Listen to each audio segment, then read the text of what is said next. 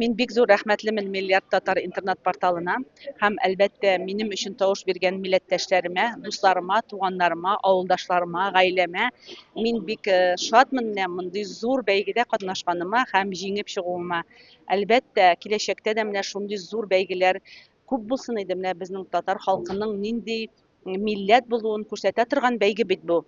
Чөнки алдынгы милләтнең шундый бәйгеләр дә булырга тиеш һәм киләчәктә дә зур уңышлар телим бу интернет порталга. Миллиард татар дигән сүзендә аңлашылып тора.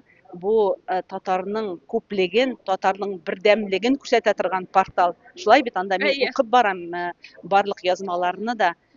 Киләчәктә дә менә шундый интернет порталлар бик күп булсын иде. Рәхмәт сезгә бик зур. Татар халкы бит инде уңган халык, булган халык, горур халык.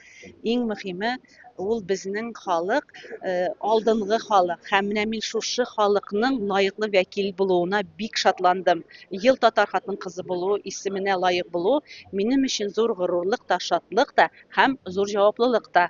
Шаян ТВ каналының да төп миссиясе бит инде ул татар балаларын тәрбияләү, милли мирасыбызны дәвам итү, милли мирасыбызны туплау.